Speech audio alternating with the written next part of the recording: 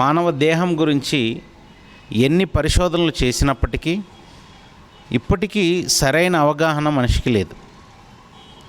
అసలు తల్లి గర్భంలో మానవ దేహం ఎలా ఏర్పడుతుంది, ఈ మానవ దేహ నిర్మాణ ప్రక్రియ ఎలా జరుగుతుంది అన్న దాని గురించి సరైన అవగాహన ఇప్పటికీ మనిషికి లేదు.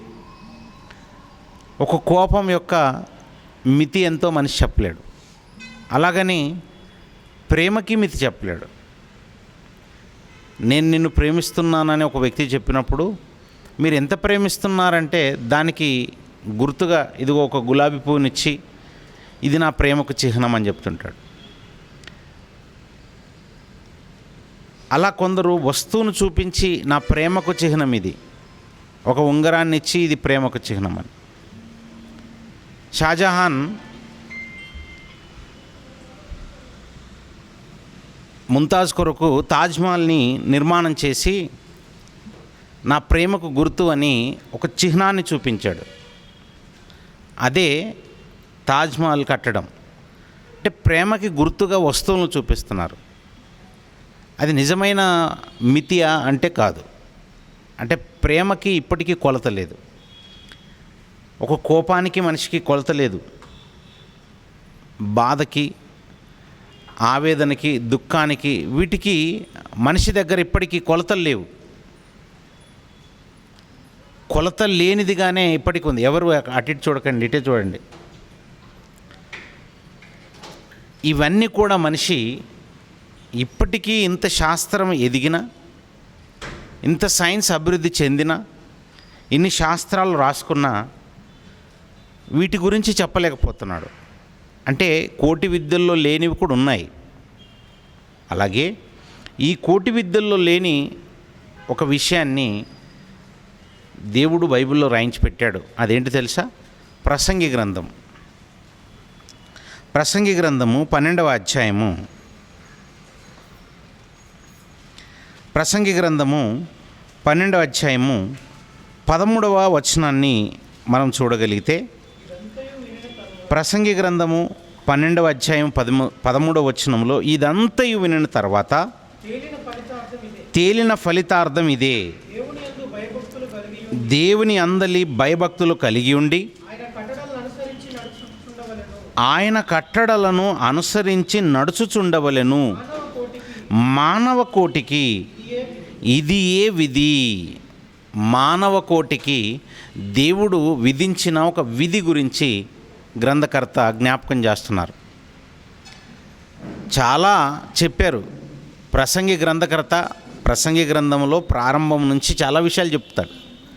ఆయన పరిశోధనలో, ఆయన పరిశీలనలో ఆయన కనుగొన్నవి, ఆయన లోకానికి తెలియపరిచినవి, ఆయన తెలుసుకున్నవి ఎన్నింటినో చెప్తారు. ఆకాశం క్రింద, భూమి మీద చిన్ని చిన్ని మొక్కలు మొదలుకొని పెద్ద పెద్ద వృక్షాల వరకు, అలాగే చిన్న చిన్న జంతువులు మొదలుకొని మహామత్స్యాల గురించి కానీ, ఇలా భూమి మీద ప్రాకేవి, భూమి మీద చెలించేటువంటి జంతువులు, జలచరములు, ఇలాంటివి చాలా పరిశోధన ఆయన చేశాడు. కీర్తనలు రాశాడు, సామెతలు రాశాడు. ఇలా ఇన్నింటినీ తన పరిశోధనలో తెలుసుకున్నటువంటి సొలొమోను గారు ఆయన అంటున్నారు, ఇదంతా వినిన తర్వాత తేలిన ఫలితార్థం ఇది. అంటే రిజల్ట్ వచ్చింది. నాకే, నేను విన్నాను, నేను కనుగొన్నాను, నేను తెలుసుకున్నాను, వీటన్నిటిలో నాకు వచ్చిన ఒక ఫలితం ఉంది. ఆ ఫలితం ఏంటంటే దేవుని యందు భయభక్తులు కలిగి ఉండి ఆయన కట్టడలను అనుసరించి నడుచుచుండవలెను. ఇది నేను తెలుసుకున్నాను. దేవుని యందు భయభక్తులు కలిగి ఉండటం, ఆయన కట్టడలను అనుసరించటం అనేది నేను తెలుసుకున్నాను. ఇది దేవుడు మానవ కోటికి విధించిన విధి. ఇదే దేవుడు మానవ కోటికి విధించినటువంటి ఒక విధి అని చెప్తున్నాడు. అంటే దేవుడు కోటి విద్యల్లో లేని ఒక విషయాన్ని చెప్పాడు. కోటి విద్యల్లో దేవుని యందు భయభక్తులు కలిగి ఉండాలి అన్న విషయం మీకు కనబడుతుందా? కనబడదు. ఒకవేళ మీకు ఓపిక ఉంటే మనిషి రాసిన పుస్తకాలు ఏవైతున్నాయో, మనిషి రాసిన జ్ఞానం ఏదైతుందో ఆ పుస్తకాలన్నింటినీ మీరు తిరిగేసి చూడండి. లోక జ్ఞానంలో చాలా గొప్పగా సైన్స్ అభివృద్ధి చెందింది, టెక్నాలజీ ఇంతగా అభివృద్ధి చెందినటువంటి ఈ రోజుల్లో దేవుని యందు భయభక్తులు కలిగి జీవించాలి, ఆయన కట్టడలను అనుసరించి బ్రతకాలి అని ఏ పుస్తకంలో ఉంటుంది? వాళ్ళు ఏమని చెప్పారు తెలుసా? మేము లోకంలో కొన్ని విషయాల్ని కనుగొన్నాము, ఇంకా కొంచెం మాకు అర్థం కాలేదు, ఇంకా మేము పరిశోధన చేస్తున్నాం, వాటిని ఇంకా కనుగొనాల్సి ఉంది, భవిష్యత్తులో వాటి గురించి చెప్తామని కామా పెట్టి చెప్పారు. కామా అంటే అర్థం ఏంటంటే ఇంకా కొంచెం ఉంది. ఒక విషయాన్ని రాసినప్పుడు కామా రాస్తాం మనం. ఆ రాసినప్పుడు దాని అర్థం ఏంటి? ఇంకా కొంచెం ఉంది రాయాల్సింది, అంటే తర్వాత విషయం ఇంకేదో ఉంది అని అర్థం. అంటే లోకంలో పరిశోధన చేసి ఎన్నో విషయాలకు కామా పెట్టి ఇంకా మేము కనుగొంటున్నామని చెప్పారు. బాగుంది. కానీ దేవుడు అనేటువంటి టాపిక్ దగ్గరికి వచ్చినప్పుడు మాత్రం వాళ్ళు ఏం చేశారు తెలుసా? ఫుల్ స్టాప్ పెట్టేసి ఇంకా దేవుడు అనేటువంటి ఈ టాపిక్ గురించి మేము ఆల్రెడీ తేల్చేసాం, మేము ఒక నిర్ణయానికి వచ్చాం, మాకు ఒక ఆలోచన ఉంది. అదేంటంటే దేవుడు లేడు, దేవుడు లేడు అనేటువంటి మాట చెప్పేశారు. లేదండి, ప్రస్తుతానికి మాకు దేవుడి గురించి అర్థం కాలేదు, భవిష్యత్తులో అర్థమవుతుందేమో, ప్రస్తుతానికి మేము ఇంకా రీసెర్చ్ చేస్తున్నాము అని దేవుడు అనే టాపిక్ దగ్గర కూడా కామా పెట్టి చెప్పొచ్చు కదా. ఇంకా మేము కనుగొంటున్నాం, ఇంకా మాకు సరిగా అర్థం కాలేదు అని చెప్పొచ్చు కదా. అలా చెప్పట్లేదు. లోకములో ఉన్న విషయాల దగ్గరికి వచ్చినప్పుడు మాత్రం ఇంకా కనుగొంటున్నాము, కనుగొనవలసి ఉంది, భవిష్యత్తులో మేము కనుగొంటామంటున్నాం అని చెప్పారు. మరి దేవుడు అనే టాపిక్ దగ్గర కూడా భవిష్యత్తులో మేము కనుగొంటాము, ఇంకా చాలా కనుగొనవలసినవి ఉన్నాయి అని చెప్పొచ్చు కదా. చెప్పలేదు. దేవుడు లేడు అనేశారు.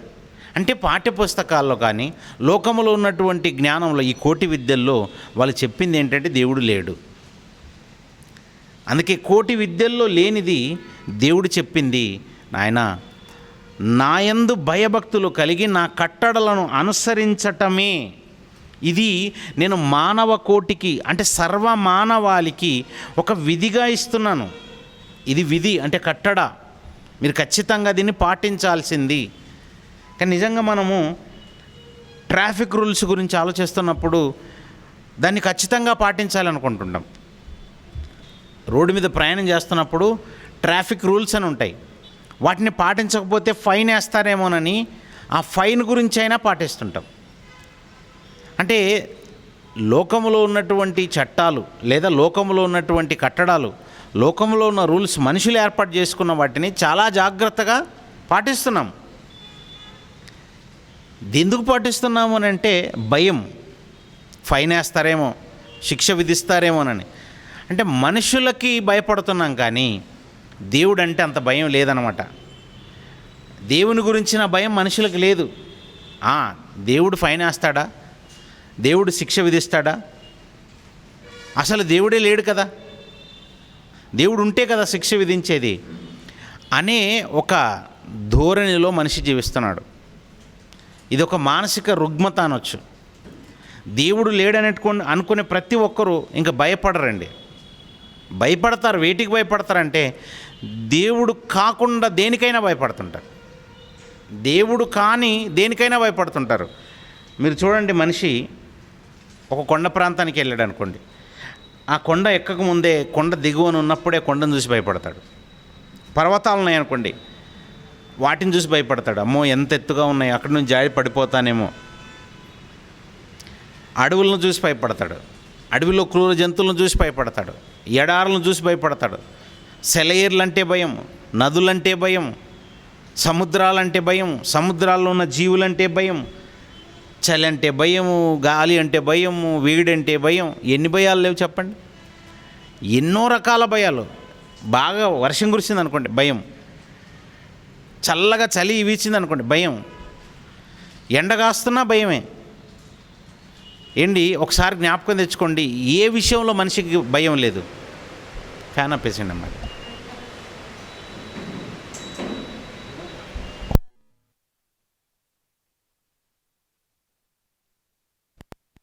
మనిషికి ఏ విషయంలో భయం లేదు చెప్పండి?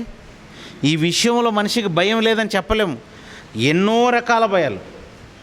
విద్యుత్ శక్తి ఉందనుకోండి, దాన్ని చూస్తే భయమే, షాక్ కొడుతుందని భయం. ఒక ట్రాన్స్ఫార్మర్ చూస్తే భయం. అబ్బా అసలు ఒక మాట చెప్పలేమండి, అన్ని భయాలే. ప్రయాణంలో రోడ్డు మీద ప్రయాణం చేస్తున్నాం అనుకోండి, నడుచుకుంటూ వెళ్ళినా భయమే, టూ వీలర్ మీద వెళ్ళిన భయమే, అలా ఫోర్ వీలర్లో వెళ్ళిన భయం. అంటే ఏ విధంగా భయం లేదు చెప్పండి? అన్ని రకాల భయాలు ఉన్నాయి మనిషికి. చివరికి ఇంట్లో తిరిగే చీమలన్న భయమే, బొద్దింకలన్న భయమే, ఈగలంటే భయం కొందరికి, బల్లులంటే భయం కొందరికి, జిల్ల పురుగులంటే భయం కొందరికి. ఇంకా దారుణం ఏంటంటే దోమ అంటే కూడా భయమే. చిన్నది, అది చాలా చిన్నది. అంతకంటే చిన్నది కంటికి కనబడని వయసు, ఆ కంటికి కనబడనంత చిన్న సైజులో ఉండేటువంటి వైరస్ అంటే కూడా భయమే, బ్యాక్టీరియా అన్న భయమే. సరే, ఇన్ని రకాల భయాలు మనిషి కలిగి ఉన్నాడు కదా, ఇన్ని రకాల భయాలు కలిగి ఉన్నాడు కదా. నిజంగా దేవుడు చెప్పిన భయం ఏమైనా ఉందా ఇందులో? వీటన్నిటిలో ఇవన్నీ దేవుడు సృష్టించినవి. దేవుడు సృష్టించిన వాటికి మనిషి భయపడుతున్నాడు, కానీ సృష్టికర్తకి భయపడలేదే. సృష్టికర్త అంటే మనిషికి భయం లేదు, సృష్టించిన ఆయన అంటే భయం లేదు, కానీ సృష్టింపబడిన వస్తువులంటే భయపడుతున్నాడు. ఇది ఎలా ఉందంటే,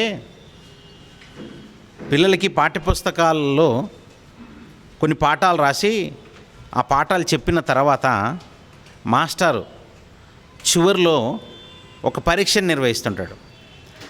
ఆ పరీక్ష నిర్వహిస్తున్నప్పుడు ఆ పరీక్షలో ఎలాంటివి ఉంటాయంటే ప్రశ్నలు ఎలాంటి ప్రశ్నలు ఉంటాయంటే, కొన్ని ప్రశ్నల్ని ఒకే మాటలో సమాధానం చెప్పాలి, ఇంకొన్ని ప్రశ్నలకి ఎస్ ఆర్ నో అని సమాధానం చెప్పాలి, కొన్నిటికేమో 5 లైన్లు మించకుండా సమాధానం చెప్పండి అంటాడు, ఒక 10 లైన్లు మించకుండా సమాధానం చెప్పాలి. అంటే మీ సమాధానము 5 లైన్లలో ఉండాలి, 5 లైన్స్లో ఉండాలి. మీ సమాధానము 10 లైన్లలో మాత్రం ఉండాలి. వాడు ఇచ్చేది 5 లైన్లు ఇస్తాడు. అక్కడ ప్రశ్న ఇచ్చి ఆ ప్రశ్నకి కింద ఒక 5 లైన్లు మాత్రం ఖాళీగా ఇస్తాడు, అందులోనే మన సమాధానం రాయాలి అంటాడు. నిజంగా దేవుడు మానవాళికి ఒక సిలబస్ ఇచ్చి, యెహోవా యందు భయభక్తులు గలవారుగా మీరు ఉండాలి, అంటే నా యందు భయభక్తులు గలవారుగా మీరు ఉండాలి, ఇది మానవ కోటికి విధి అని ఒకటే లైన్లో ఒక ఆన్సర్ చెప్పాడు, ఒకే లైన్లో చెప్పాడు. ఇప్పుడు మనిషి భయపడవలసింది దేనికి అని ప్రశ్న వచ్చింది అనుకోండి ప్రశ్న పత్రంలో, అప్పుడు ఆన్సర్ ఏమని రాయాలి? యెహోవా యందు భయభక్తులు కలిగి ఆయన కట్టలను అనుసరిస్తూ బ్రతకాలి, ఇదే మానవ కోటికి విధి. ఇది ఒక లైన్లో వచ్చేస్తుంది. అంటే వన్ లైన్ ఆన్సర్ అన్నమాట. ఇది 1 లైన్లోనే ఆన్సర్ చెప్పాలి. ఇంకా చెప్పాలంటే నా యందు భయభక్తులు కలిగి ఉండటమే మీ అందరికీ విధి, అంతే. ఇంతలో చెప్పేయాలి మన సమాధానం. ఒకే లైన్లో వచ్చేస్తుంది ఆన్సర్. అలా కాకుండా కొందరు రాస్తారు సమాధానాలు. ఎలా రాస్తారంటే, వాళ్ళు ఇచ్చింది 5 లైన్లలో రాయమంటే వీడు 5 పేజీలు రాస్తుంటాడు. అంటే ఏది రాయాలో వీళ్ళకి తెలియదు. 5 పేజీలు రాస్తున్నానంటే అర్థం ఏంటి? కుక్క అంటే భయం, నక్కంటే భయం, పిల్లంటే భయం, ఇంకా అన్నీ రాస్తున్నాడు. అంటే దీని అర్థం ఏంటంటే, మీ మనసులోనికి ఎన్నో రకాల భయాల్ని మీరు చొప్పించుకున్నారు. మీకు ఒక రకమైన భయం లేదు, ఎన్నో రకాల భయాలు ఉన్నాయన్నమాట. ఇంకా దారుణం ఏంటంటే, ఇంట్లో ఉన్నప్పుడు ఒక్కరుంటే భయపడతారు కొందరు, ఒక్కరుంటే వాళ్ళకి భయం. వంటింట్లోకి వెళ్ళాలంటే భయం. బెడ్రూమ్లో పడుకునేటప్పుడు లైట్లు వెలిగించుకుని పడుకుంటారు కొందరు, ఎందుకంటే ఒంటరిగా ఉంటే భయం. భోజనం చేస్తున్నప్పుడు ఏదో చిన్న పాత్ర శబ్దం వచ్చినా భయపడతారు కొందరు. ఏంటి చిన్న వాటికి భయపడుతున్నారు చూసారా? పడుకున్నప్పుడు ఆ పక్కింట్లోంచో ఎదురింట్లోంచో చిన్నగా కుక్క అరిపోస్తుంటుందండి. కొన్నిసార్లు కుక్కలు ఏడుస్తూ ఉంటాయండి. ఆ కుక్క అరుస్తుంటే భయపడుతుంటారు కొందరు. వీధులు వెళ్తున్నప్పుడు కుక్క మొరిగినా భయపడిపోతుంటారు. ఇవన్నీ భయాలు ఉండకూడదు. అంటే మీ సమాధానాలు ఎలా ఉన్నాయన్నమాట? దేవుడిచ్చిన ప్రశ్నకి కరెక్ట్ సమాధానం రావట్లేదన్నమాట. మీ మనసులో నుంచి సమాధానాలు చూస్తే కరెక్ట్ సమాధానాలు రావట్లేదన్నమాట. అంటే మీరు రాయకూడనివన్నీ రాస్తున్నారనమాట. దేవుడిచ్చిన ప్రశ్న పత్రంలో వచ్చిన ప్రశ్నకి సమాధానం ఒక లైన్లోనే రాయాలంటే ఒక లైన్లోనే రాయాలి. కొన్నిసార్లు ఎస్ ఆర్ నో అంటే ఎస్ ఆర్ నో అనే పెట్టాలి. అవునంటే అవును, కాదంటే కాదు, అలాగే ఉండాలట మన సమాధానం. అలా కాకుండా మీ ఇష్టానుసారంగా నేను సమాధానం రాస్తానంటే కుదరదు. ఇంతకీ మనిషికి ఉండాల్సిన భయం ఏంటో తెలుసా? యెహోవా యందు భయభక్తులు కలిగి ఆయన కట్టడలను అనుసరించటమే మనకు ఉండాల్సినటువంటిదట. ఇంకా దాని గురించి చెబుతూ యేసుక్రీస్తు వారు లూకాసు వార్త 12వ అధ్యాయము 5వ వచనంలో చెప్పారు చూడండి. లూకాసు వార్త 12వ అధ్యాయము 5వ వచనం. లూకాసు వార్త 12వ అధ్యాయము 5వ వచనం. ఇదిగో, ఎవరికి మీరు భయపడవలెను, ఎవరికి మీరు భయపడవలెను మీకు తెలియజేయుదును అంటున్నాడు చూడండి. ఏంటి, ఎవరికి భయపడాలో కూడా చెప్తాడటండి దేవుడు. ఎవరికి మీరు భయపడవలనో మీకు తెలియజేయుదును అంటే భయపడడం అనేది ఎవరికి పడితే వాళ్ళకి భయపడకూడదు అనమాట. కొందరేమో ఇంటి ముందు గేట్ పైన రాసి పెడుతుంటారు, కుక్కలు ఉన్నాయి అంటే ఏంటనమాట, కుక్కలకి మీరు ఏమవ్వండి, భయపడండి, కుక్కలకి మీరు భయపడండి, చిన్నగా పెట్టండి, కుక్కలకు మీరు భయపడండి అని పెట్టారు. ఇంకొంచెం ముందుకు వెళ్తేనేమో, ఇదిగో మా దగ్గర పలానా జంతువు ఉంది, దానికి భయపడండి. జంతువులకు భయపడమంటున్నారేంటి? జంతువులకు భయపడమంటున్నారేంటండి? మేము పాములు పెంచుకుంటున్నాము అంటే దీనికి భయపడాలి ఇప్పుడు మనం? పాముకి. అడవిలోకి వెళ్తున్నప్పుడు అడవిలో సరీసృపాలు పాములు ఉన్నాయనుకో అంటే వాటికి ఏం చేయాలట ఇప్పుడు మనము? భయపడాలట. పాములకి భయపడాల. పాములకు భయపడమంటున్నారేంటి? పాములకు భయపడమంటున్నారేంటి అంటే పాములు అనేవి భయం అనేటువంటి సబ్జెక్ట్లో ఉందా? అలాగంటే అవి విషజీవులు కదండి, మనం వాటికి భయపడాలి కదా అని మీరు అనుకోవచ్చు. కానీ దేవునికి భయపడినంతగా వాటికి భయపడకూడదు. ఒక సింహానికి మనం భయపడాలంటే సింహానికి దేవునికి భయపడినట్టుగా భయపడకూడదు. అయితే భయాల్లో రకాలు ఉంటాయంటే అవును, భయాల్లో కూడా రకాలు ఉంటాయి. ఉదాహరణకి భయాల్లో ఎలా రకాలు ఉంటాయంటే, చిన్ని చిన్ని పురుగులని, ఈ జంతువులను వీటి చూసి భయపడడం, ఇది ఏ రకమైన భయం అంటే ఇది పిరికితనం వల్ల వచ్చే భయం. ఇది పిరికి భయం అంటారు దాన్ని. మీరు చూడండి, ఒంటరిగా కొందరు రోడ్డు మీద నడవలేరు, ఒంటరిగా రోడ్డు మీద నడవలేరు, దాన్ని ఏమంటారు? పిరికితనం. వాళ్ళు పిరికి వాళ్ళు అన్నమాట. అంటే వాళ్ళ మనసులో ఏవేవో ఆలోచనలు ఉన్నాయి, ఎన్నింటినో ఆలోచిస్తున్నారు, అందుకే వాళ్ళు పిరికివారుగా మారిపోయారు. అది పిరికితనం వల్ల వచ్చిన భయం. అదే ఒకవేళ విద్యార్థులు స్కూల్కి వెళ్ళారనుకోండి, ఒక క్లాస్ రూమ్లో విద్యార్థి ఉన్నాడు అనుకోండి, ఆ క్లాస్ రూమ్లో ఉన్న విద్యార్థి ఎవరికి భయపడతాడు? ఒక టీచర్. ఆ టీచర్కి ఒక పురుగుకు భయపడ్డట్టుగా, ఒక దోమకు భయపడ్డట్టుగా, ఒక కుక్కకు భయపడ్డట్టుగా భయపడతాడా? అక్కడ ఏ విధమైన భయం ఉంటుంది? గౌరవం. గౌరవం వల్ల వచ్చిన భయం. అంటే టీచర్ అనగానే ఒక గౌరవం ఉంది, అలాంటి భయం అక్కడ ఉంటుంది. అంటే కుక్కకు భయపడము భయపడమే, ఒక టీచర్కి భయపడమే, కానీ కుక్కని గౌరవించి భయపడ్డం మనం. నా కుక్క అంటే గౌరవం, అందుకే నేను భయపడుతున్నానంటావా? కుక్క అంటే ఏంటి? కాటు వేస్తుందేమోనన్న భయం. పాము కాటు వేస్తుందేమోనన్న భయం. సింహం చీల్చి వేస్తుందేమోనన్న భయం. అంతేగాని ఇవి గౌరవంతో కూడిన భయాలు కాదు. రోడ్డు మీద ఉన్నటువంటి పరిస్థితులు, ఎక్కడో యాక్సిడెంట్ అయి ఉంటుంది, లేదా ఎవరినో చంపి ఉంటారు, ఆ సిచ్యువేషన్లో జ్ఞాపకం ఉంచుకొని మనము కూడా రోడ్డు మీదకి వెళ్తే నన్ను ఎవరైనా చంపేస్తారేమో, నేను రోడ్డు మీదకి వెళితే ఆ రోడ్డు మీద నేను నడుస్తున్నప్పుడు నన్ను ఎవరైనా కత్తితో పొడి చేస్తారేమో, వెనకాల నుంచి వచ్చేసి నన్ను కూడా ఏదైనా వెహికల్ ఢీ కొడుతుందేమో. ఇవన్నీ ఏంటి? పిరికితనం వల్ల వచ్చిన భయాలు. స్కూల్లో క్లాస్ రూమ్లో ఒక టీచర్ని చూసి భయపడే భయం లాంటిది కాదు అది. మరి అలాగే ఇంట్లో తల్లిదండ్రులను చూస్తే కూడా మనం భయపడతాం. తల్లిదండ్రులు అంటే కూడా భయం. కొందరికి తండ్రి అంటే భయం, కొందరికి తల్లి అంటే భయం, కొందరికి అన్న అంటే భయం. కుటుంబంలో ఎవరో ఒకరిని చూసి భయపడుతుంటాం. మరి ఇదే రకమైన భయం, ఇది గౌరవంతో కూడినటువంటిది, అలాగే బాధ్యత, అలాగే సంరక్షణతో. వాళ్ళు సంరక్షకులుగా మనకున్నారు కనుక, వాళ్ళు సంరక్షకులుగా ఉన్నందుకు మనం భయపడతాం. వారు మన బాధ్యతను భుజాన వేసుకున్నారు గనక మనం భయపడతాం. అలాగే వాళ్ళని మనం గౌరవిస్తూ భయపడుతుంటాం. ఇవన్నీ రకరకాల భయాలు ఉంటాయి మనిషికి. అన్ని సందర్భాల్లో ఒకే రకమైన భయం ఉండదు. అందుకే యేసుక్రీస్తు వారు తాను భూమి మీద బ్రతికున్న కాలంలో ఎన్నో విలువైన పాఠాలు చెప్పాడు. ఈ కోటి విద్యల్లో ఉండవు అవి. ఈ లోకములో ఉన్నటువంటి శాస్త్రాల్లో అలాంటివి కనబడవు. లోకములో ఉన్నటువంటి జ్ఞానము ఈ విషయాల్ని మనకు చెప్పదు. అందులో ఒక విషయమే, ఎవరికి మీరు భయపడవలెనో మీకు తెలియజేతునన్నారు. లూకాసు వార్త 12 అధ్యాయం 5వ వచనం. ఏమనుంది? మీరు ఎవరికి ఎవరికంటే ఎవరికి భయపడాలి? కుక్కలకా, జంతువులకా, అంటే పాములకా, పోనీ నరహంతకులకా? నరహంతకులకు భయపడాలా అండి? మీకు అనిపించవచ్చు, అవును కదండి వాళ్ళు నరహంతకులు, వాళ్ళ దగ్గర మారణ ఆయుధాలు ఉంటాయి, కత్తులు ఉంటాయి, గన్నులు ఉంటాయి, బాంబులు ఉంటాయి, వాళ్ళు చంపేస్తారు కదా అని రౌడీలకు భయపడాలంటే అనిపిస్తుంది. అది జనరల్గా మన ఆలోచన ఎలా ఉంటుందంటే, అవును మనం ఫలానా విషయానికి భయపడాలి అని మీకు అనిపిస్తుందేమో. కానీ ప్రియులారా, మనం ఎవరికి భయపడాలో దేవుడు చెప్పాడు.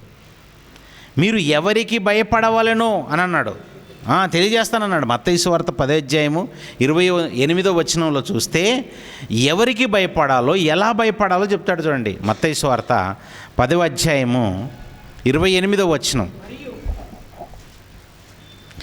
మరియు ఆత్మను చంపనేరక దేహమును చంపువారికి భయపడకూడదు. ఏంటి, నరహంతకులు అంటే ఏం చేస్తారండి? మహా అయితే దేహాన్ని చంపుతారు. మరి ఇప్పుడు దేహాన్ని చంపే వారికి భయపడాలా? నిజంగా మీరు చెప్పండి, మీరు దేహాన్ని చంపే వారికి భయపడతారా, భయపడరా? భయపడమా? ఎందుకు భయపడము? ఆ సినిమాల్లో ఎవరినో చంపుతుంటారు, అదంతేంటి యాక్టింగ్. సినిమాల్లో ఆ సీన్ ఏదో ఎవరినో ఒకరిని చంపుతున్నట్టుగా అది యాక్టింగ్, నిజం కాదు అది. ముందుగానే ఒక రక్తం లాంటి రంగుని గుండె దగ్గర ఏర్పాటు చేసుకొని పెడతారు. బుల్లెట్తో కాల్చినట్టుగా చూస్తే అది వెళ్ళి కరెక్ట్గా గుండె దగ్గర ఉన్నటువంటి స్థలంలో ఏదో ఏమంటారు, ఒరిజినల్ బుల్లెట్ కాదు, డూప్లికేట్ బుల్లెట్స్ ఉంటాయి. అది తగలగానే లోపల ఉన్న ఆ పాకెట్ పగిలిపోతుంది. వీళ్ళు ఆల్రెడీ ఏదో రక్తం లాంటిది ఒక రంగు ఏంటో వాళ్ళు ముందే ఏర్పాటు చేసి పెడతారు. కరెక్ట్గా గురి చూసి కొట్టగానే అక్కడ పగిలిపోతుంది. పగిలిపోగానే మనకేమనిపిస్తుంది, గుండెలోనికి దూసుకుపోయింది, అందుకే రక్తం వస్తుంది. అలాంటి సీన్ చూస్తే భయపడమా? అది ఒరిజినల్ కాదు, యాక్టింగ్కే మనం భయపడతాం. వాళ్ళు నిజంగా యాక్టింగ్ చేస్తేనే అంత భయం వేస్తుంది.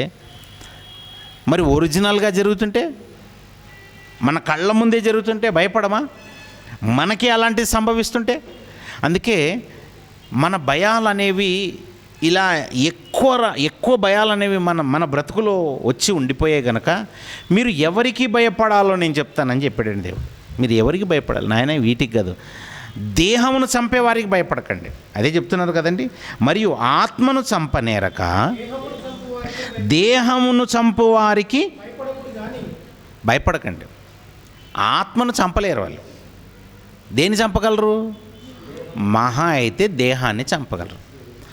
దేహాన్ని చంపగలరు. అలా దేహాన్ని చంపే వారికి మీరు భయపడకండి అంటున్నారు. దేహాన్ని చంపే వారికి భయపడకండి, వాళ్ళు ఆత్మను చంపలేరు, అందుకే మీరు భయపడకండి అన్నాడు. ఆత్మను చంపే వారికి భయపడాలా? పోనీ మరి అదే కదా దాని అర్థం. ఆత్మను చంపేవారు ఎవరో ఉన్నారట, వాళ్ళకు భయపడాలి అన్నట్టుగా అనిపిస్తుంది కదా.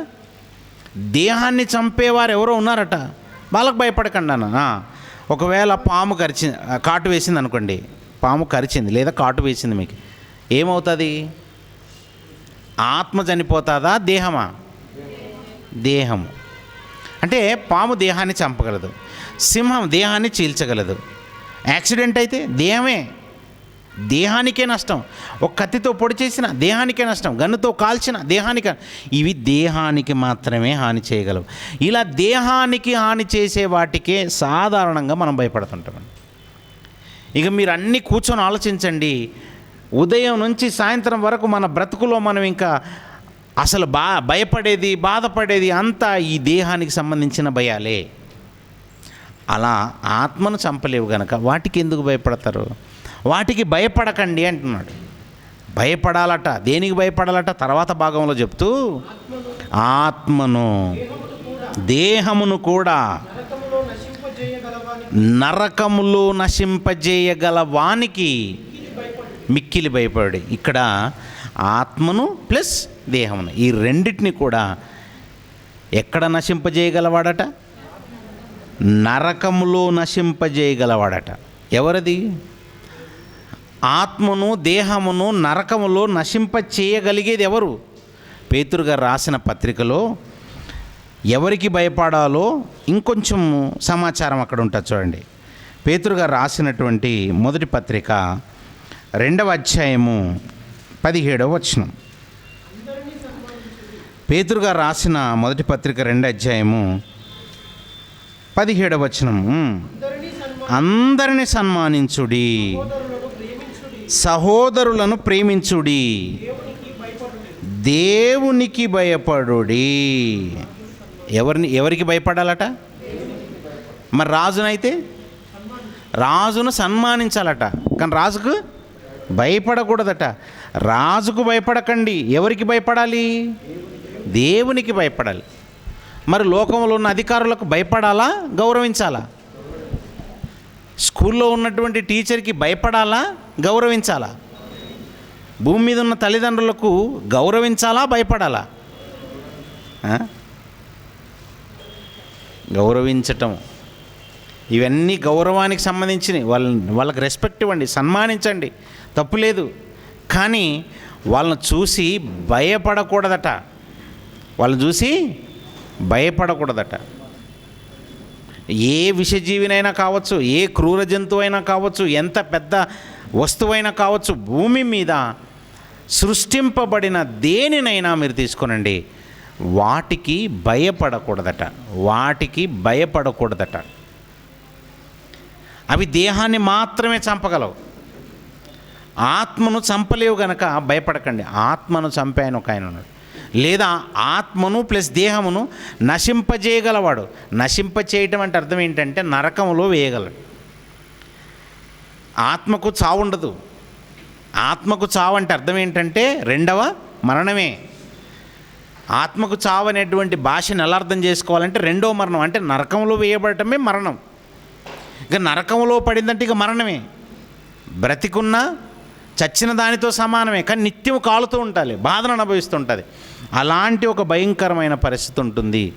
అలాంటి పరిస్థితుల్లోనికి తీసుకెళ్ళగలది ఎవరంటే దేవుడు.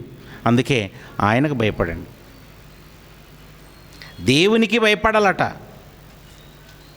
ప్రసంగి గ్రంథంలో అదే చదివాము. ప్రసంగి గ్రంథం 12:13 ఏం చదివాము? యెహోవా యందలి భయభక్తులు కలిగి ఉండండి. ఆయన విధులను, ఆయన కట్టడలను మనము పాటిస్తూ లేదా అనుసరిస్తూ బ్రతకాలి. ఇది దేవుడు మానవ కోటికి విధించిన విధి, కట్టడము. ఒక్క మాటలో చెప్పాలంటే నా యందు భయభక్తులు కలిగి ఉండండి అని చెప్పాడండి. ఇక దేనికి భయపడకండి. రోగాలు వస్తాయనే ఉంది, బాధలు వస్తాయనే ఉంది, ఇబ్బందులు వస్తాయనే ఉంది, కష్టాలనే వస్తాయి. కష్టం వచ్చిన వెంటనే బాధపడకూడదు, భయపడకూడదు.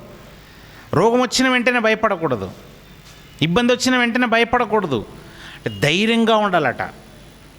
మనం ధైర్యంగా ఉండాలట. మన జీవితంలో చూడకూడనివి చాలా చూస్తామట, వినకూడనివి ఎన్నో వింటామట, కొత్త కొత్త అనుభవాలను మనం కలిగి ఉంటామట. ఆ అనుభవానికి జడిసిపోకూడదట. మనం అలాంటి అనుభవాలకు జడిసిపోకూడదట. అలాంటి అనుభవాలకు మనం జడిసిపోకుండా ఉండాలంటే అలా ఇంతకుముందు చరిత్రలో కొందరు భక్తుల జీవితాలను మనం చూస్తే, ఓహో ఆయన జీవితంలో అంతకుముందు అది లేదు, ఫస్ట్ టైం అది వచ్చింది. వచ్చినప్పుడు ఆయన ఎలా నిలబడ్డాడు ఇంత ధైర్యంగా, ఆయన ఎలా నిలబడగలిగాడు? ఉదాహరణకి ఒక వ్యక్తిని మీకు చూపిస్తాను. హెబ్రీలకు రాసిన పత్రిక 11వ అధ్యాయం చూడండి. హెబ్రీలకు రాసినటువంటి పత్రిక 11వ అధ్యాయము 7వ వచనము చదివితే, హెబ్రీలకు రాసిన పత్రిక 11వ అధ్యాయం 7వ వచనములో విశ్వాసమును బట్టి నోవహు గారి గురించిన సందర్భం. విశ్వాసమును బట్టి నోవహు అది వరకు చూడని సంగతులను గూర్చి, ఆ మాటలు అండర్లైన్ చేసుకోండి. నోవహు గారట అది వరకు చూడని సంగతులట. అది వరకు చూడనివంటే అప్పటి వరకు ఆయన చూడలేదట. ఎప్పటి వరకు? ఇప్పుడు ఈరోజు మీ వయసును చూసారా? ఇది వరకు చూడలేని సంగతులు నేను మీకు చూపిస్తానని ఎవరైనా అన్నారనుకో, దాని అర్థం ఏంటి అంటే మీ వయసులో 25 సంవత్సరాల వయసు ఒకవేళ మీకుంటే ఈ 25 సంవత్సరాలు మీరు చూడండి నేను ఒకటి చూపించబోతున్నాను అంటే నోవహు గారికి ఏదో వయసు ఉండాలి. ఆ వయసు వరకు ఆయన చూడనివి ఏదో ఉండాలి. ఇది ఇలా ఉంచండి. నోవహు గారు అది వరకు చూడని సంగతులు ఏం చూశాడు, ఏ వయసు గురించి చెప్పబడిందో ఆదికాండం చూడండి. ఆదికాండము 5వ అధ్యాయము, ఆదికాండం 5వ అధ్యాయము 32వ వచనాన్ని చూద్దాం. ఆదికాండము 5వ అధ్యాయము 32వ వచనం. నోవహు 500 ఏండ్లు గలవాడై షేమును, హామును, యాపేతును కనెను. ఇక్కడ నోవహు గారిని వయసు తీసుకుందాం. ఎంత వయసు అంటే నోవహు గారికి 500 సంవత్సరాల వయసు ఉందండి. నోవహు గారికి 500 సంవత్సరాల వయసు ఉన్నప్పుడు నోవహు గారికి ఎంతమంది పిల్లలు ఉన్నారు? ఇక్కడ 3 కుమారులు. ఇది చరిత్ర. ఈ 500 సంవత్సరాల వయసు అప్పటికి నోవహు గారు చూడలేనివి ఏమిటి? నోవహు గారు తన జీవితంలో చూడలేనివి ఏమున్నాయి? 500 సంవత్సరాల వయసు అప్పటికి నోవహు గారు చూడనివి కొన్ని ఉన్నాయి. తన 500 ఏట తను ఉన్నప్పుడు దేవుడు ఆయనతో చెప్పినవి, ఇది వరకు చూడని సంగతులు నేను ఇప్పుడు నీకు చూపించబోతున్నాను. ఇది వరకు చూడనివంటే చాలా భయంకరంగా ఉంటాయి. అవి ఒళ్ళు గొగ్గురు పొడిచే విధంగా ఉంటాయి, చూస్తే భయమేసేటట్టుగా ఉంటాయి. కానీ అది వరకు చూడని సంగతులను బట్టి నువ్వు భయపడకూడదు. నువ్వు దేనికి భయపడకూడదు నాయన. నేను చూపించే దేనికి భయపడదు. ఏం చూపిస్తాడు? పిలిచాడు. పిలిచి ఒక ఓడ నిర్మాణం చేసుకొని ఆయన అని చెప్తాడు. ఈ తర్వాత అధ్యాయాలు మీరు చూస్తుంటే మీకు అర్థమవుతుంది. 6వ అధ్యాయం అంతా మీరు ఇంటికి వెళ్ళి చదవండి. భూమి మీద నరుల చెడుతనము చాలా గొప్పదని చూశాడట. భయంకరంగా పాడైపోయారట. అలా పాడైపోయినటువంటి వారిని చూసి దేవుడు ఇంకా ఇంతగా పాడైపోయినటువంటి వారిని నేను ఇంకా వారితో వాదించను. నా ఆత్మ నరుల తెల్లప్పుడు ఇంకా వాదించదు. ఇక వాదించటాలు పెట్టుకోను. వాదించడం అంటే చెప్పాలంటే మన భాషలో చెప్పాలంటే పంచాయితీ. ఎందుకురా ఈ తప్పు చేశావు, ఎందుకయ్యా నువ్వు ఇలా చేశావు అని అడుగుతున్న ప్రతిసారి రిటర్న్ ఆన్సర్ చెప్తున్నారు. వాళ్ళు వాదిస్తున్నారు. అవ్వమ్మని అడిగాడు, ఆమె వాదించింది. ఆదాముని అడిగాడు, ఆయన వాదించాడు. కయ్యను అడిగాడు, ఆయన వాదించాడు. వాళ్ళు తప్పు చేసినప్పుడు అడిగాడు, వాళ్ళు వాదిస్తున్నారు. వాదిస్తుంటే దేవుడు అనుకున్నాడు ఇంకా వీరితో ఇంకా వాదించటం వేస్ట్. మనం జనరల్గా వాదించటం ఎప్పుడు ఆపేస్తామండి? ఎవరితోనైనా మాట్లాడుతూ వాదిస్తూ ఇంకా ఆపేస్తాం. చూసారా? ఏ సందర్భంలో ఆపేస్తాం? ఇంక వీడు వినడని మనకు అర్థమైనప్పుడు మనం ఏమంటాం, నీ సావేదో నువ్వు సావురా, ఇంక నేను చెప్పలేను నీకు, నేను చెప్పే స్థితిలో లేను, నువ్వు వినే స్థితిలో లేవు. ఇంక నేను చెప్పాలనున్నా నువ్వు వినే స్థితిలో లేవు, అందుకే నేను ఇంక చెప్పలేనయ్యా వదిలేస్తాం. మన కళ్ళ ముందు పాడైపోతున్నా వదిలేస్తుంటాం. అది మన బ్రతుకులో మనం చూసేవి. అలాగే దేవుడు కూడా ఇంక నేను వీరికి చెప్పినా అర్థమయ్యే స్థితిలో లేదు, కానీ కోపంలో ఉన్నానని వెంటనే మనిషిలాగానే నిర్ణయాలు తీసుకోను కదా. సరే నాయన, ఒక కుటుంబాన్ని, భూమి మీద భక్తుడుగా ఉన్నటువంటి నిన్ను మాత్రం నేను కాపాడుకోవాలనుకుంటున్నాను. నీతిమంతుడైనటువంటి నిన్ను నేను కాపాడుకోవాలనుకుంటున్నాను. నీవే నీతిమంతుడవి. ఈ భూమి మీద ఉన్నటువంటి వారు అందరినీ నేను చూశాను, నువ్వు మాత్రం నాకు నీతిమంతుడు కనబడ్డావు. అయితే నాయన నేను నిన్ను కాపాడుకుంటాను. నీవు ఒక పని చేయి, ఓడ నిర్మాణం చేయి. ఆ ఓడ కూడా ఎలా ఉండాలంటే భూమి మీద ప్రాకే పురుగులు కావచ్చు, కదిలే జంతువులు కావచ్చు, ఏవైనా, ఇవి 1-2 లేవు, ఎన్నో వేల జాతులు ఉన్నాయి. ఈ వేల జాతుల జంతువులు ఏవైతున్నాయో అన్నిటినీ జతలుగా ఓడలోనికి తీసుకురాబోతున్నాను నేను. ఎందుకు ప్రభు అంటే మిగతా వాటన్నిటిని నాశనం చేయబోతున్నాను. అసలు నిజంగా చెప్పాలంటే జంతువులు నాశనం చేయాలన్నది నా ఉద్దేశం కాదు, పక్షులు నాశనం చేయాలన్నది నా ఉద్దేశం కాదు. ఇవన్నీ నేను ఎవరి కొరకు ఏర్పాటు చేశానంటే నా పిల్లల గురించి నేను ఏర్పాటు చేశాను. భూమి మీదకి నా పిల్లలు రాబోతున్నారు, వారు అనుభవించాలి వీటన్నిటిని కనుక వారి కొరకు ఆహారంగా, వారి అవసరతల కొరకు వీటిని ఏర్పాటు చేస్తే వారే నాకు కాకుండా పోయారు. అలాంటిది నా పిల్లలే లేనప్పుడు, వాళ్ళందరినీ నాశనం చేయబోతున్నప్పుడు ఇంకా ఈ జంతువులు ఎందుకు, ఈ పక్షులు ఎందుకు? తర్వాత తరాలకి అవసరం కనుక అన్నిట్లో జతలుగా కొన్నింటిని నేను ఓడలో పెడతాను. అదే ఓడలో నీవు ఉండబోతున్నావు. ఇప్పుడు ఆ ఓడ నిర్మాణం ఎంత పెద్దదై ఉంటుంది చెప్పండి. దానికి కొలతలు ఇచ్చాడు. కొలతలు ఇచ్చేసి నిర్మాణం చేయను ఆయన అనగానే, అంతకుముందు తన జీవితంలో అది వరకు ఎప్పుడు చూడని సంగతి ఏంటంటే ఓడ అన్నది చూడలేదు ఆయన. అది వరకు ఓడ అనేది ఇలా ఉంటుందని ఆయన చూడలేదు.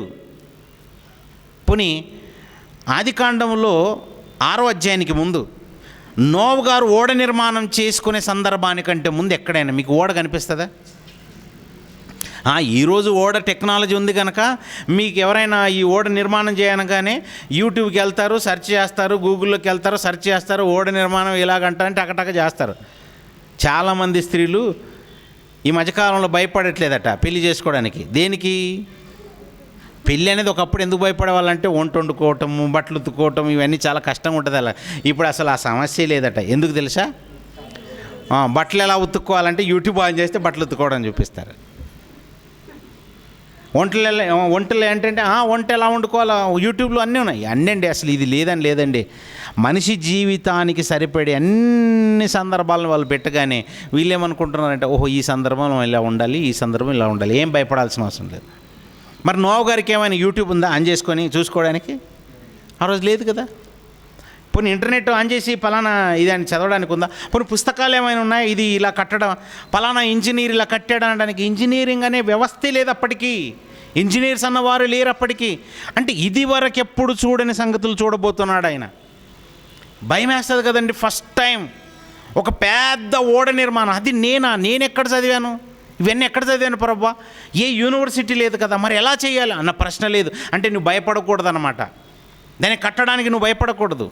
అప్పుడప్పుడు ఒక ఇంటిని నిర్మాణం చేసుకునేటప్పుడు చేతిలోని డబ్బులు ఉన్నాయండి, ఈ ఇల్లు నిర్మాణం అవుతుంది లేదని భయపడుతుంటాం. డబ్బులు ఉండగానే భయపడుతుంటావు. మరి నోవహు గారి దగ్గర ఏమైనా డబ్బులు ఉన్నాయా? ధనం ఉందా? ఆస్తులు ఉన్నాయా? ఇవేవీ లేవు. మరి భయం ఉండదా అండి? అందుకే దేవుడు అన్నాడు, ఇది వరకు చూడని సంగతులు నీకు చూపిస్తాను, భయపడకూడదు. ఆ ఓడ చాలా పెద్దది ఉంటుంది.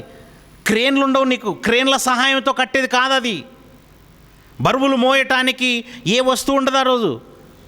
అసలు ఆ పైకి అంత ఎత్తులోనికి ఆ బరువు అయినటువంటి మ్రానులు నోవహు గారు ఆయన పిల్లలు ఎలా మోసుకెళ్ళారు? ఆ టెక్నాలజీ ఏంటో నాకైతే అసలు ఆశ్చర్యం వేసిందండి. ఓడేం చిన్నది కాదు, చాలా పెద్ద ఓడండి బాబు. అరలుగా కట్టాలి దాన్ని. అలా కట్టాలంటే మొదలు చెట్లు నరకాలి. చెట్లు నరికేటప్పుడు ఆ చెట్లు ఏమైనా చిన్న నరికితే సరిపోతుందా? పెద్ద మ్రానులు. అది నరికిన తర్వాత దాన్ని ఆరబెట్టాలి. ఆరబెట్టిన దాన్ని మళ్ళీ తీసుకొని రావాలి. పోనీ ఆ ఓడెక్కడైతే నిర్మాణం చేస్తాడో అక్కడే ఉండవు కర్రలు, అడివంతా తిరగాలి. ఇవన్నీ టెక్నాలజీ అసలు ఎంత గొప్పగా వాడాడు చూడండి ఆయన. ఏ భయపడుతున్నాయన? దేవుడున్నాడు అనే ఆ ధైర్యం ఉందన్నమాట ఆయనకి. నా దేవుడు నా వెనకున్నాడు, నేను ఇంక చేస్తాను. ఇది వరకెన్నడు చూడని సంగతులు అంటే ఇదే. నీ 30 ఏట వరకు కొన్ని చూడని ఉంటాయి, 31లో అవి ఎంటర్ అవుతాయి నీకు. ఇంక నువ్వు ఇది వరకు చూడని సంగతులు కనుక భయపడకూడదు. 40లో అడుగు పెట్టేటప్పటికి కొన్ని వస్తుంటాయి, భయపడకూడదు. కొందరు అయితే హాస్పిటల్కి వెళ్ళి దీనంగా వచ్చేసి కలిసి మాట్లాడుతుంటారండి. చాలా బాధతో వచ్చి మాట్లాడుతుంటారు. అంతకుముందున్న హుషారు వాళ్ళ ఫేస్లో కనబడదు. అంతకుముందు చాలా యాక్టివ్గా ఉంటారు. వచ్చి చాలా దీనంగా బాధపడుతూ మాట్లాడుతుంటారు. ఏంటండి ఎందుకు ఇంత దిగాలుగా ఉన్నారు, ఇంత బాధగా ఉన్నారంటే, ఏం లేదండి నాకు షుగర్ వచ్చిందండి అని చెప్తుంటారు. నాకు బీపీ వచ్చేసిందండి, నాకు పలానా రోగం వచ్చిందనగానే భయపడిపోతుంటారు. అంటే ఇది వరకు చూడని సంగతి అది. ఇది వరకు నేను దానితో అనుభవించలేదు కనుక అది కొత్తగా ఉంది, అదేదో బాధ కలిగిస్తుందట, భయం వేస్తుంటుందని. భయపడకూడదట. ఇది వరకు చూడని సంగతులు ఉంటాయి. ఓడ నిర్మాణ ప్రక్రియ చేసేసుకున్నాడు. ఈ ఓడ నిర్మాణ ప్రక్రియ చేసుకున్నది ఒక ఎత్తు అయితే, తర్వాత 40 రాత్రింబవలు కుండపోత వర్షం కురుస్తుంటే, మీరు ఎప్పుడైనా మీ జీవితంలో 40 రోజులు వర్షం కురవడం చూసారా? మామూలు విషయం అండి. ఆకాశపు తూములు విప్పి కురిపిస్తున్నాడు. ఇంట్లో మనం కూర్చున్నప్పుడు అప్పుడప్పుడు కుండపోత వర్షం కురుస్తుంటే ఆ కిటికీ దగ్గర నిలబడి చూస్తుంటాం. ఆ శబ్దానికి భయపడిపోతుంటాం. పట్ట శబ్దం వస్తుంటుంది. ఏంటి మనం మాట్లాడుకుంటే మన శబ్దం మనకి వినపడుతుంది. ఏంటి అసలు ఇంత వర్షం వస్తుంది, మనం ఉంటామా? అప్పటికి భయం వేస్తుంటుంది చూసారా? రాత్రంతా వర్షం కురిస్తే భయం మనకు. ఒక రాత్రికే భయపడితే 1 కాదు 2 కాదు, రాత్రింబవళ్ళు అంటే రాత్రి పగలు మొత్తం కంటిన్యూస్గా 24 గంటలు 40 రాత్రింబవళ్ళు, అలా 40 రోజులు వర్షం కురుస్తుంటే లోపల ఓడ లోపల ఉన్నటువంటి నోవహు గారికి భయం మీద ఆయన భయపడలేదట. ఇది వరకు చూడని సంగతులను చూస్తావు. దాంతోపాటు నీ ఒక్కడివే కాదు, అనేక జీవరాశులు ఉంటాయి. ఆ జీవరాశులన్నిటితో నీవు ఉండాలి.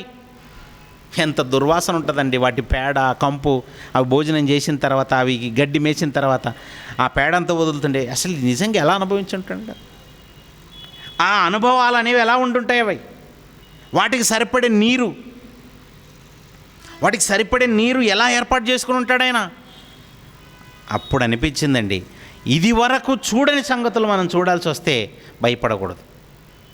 మనం చూడాల్సి వస్తుందండి. బాగా గుర్తుపెట్టుకోండి, ప్రతిరోజు మన జీవితంలో అది వరకు చూడని సంగతి ఏదో మనం చూసే అవకాశం ఉంటుంది.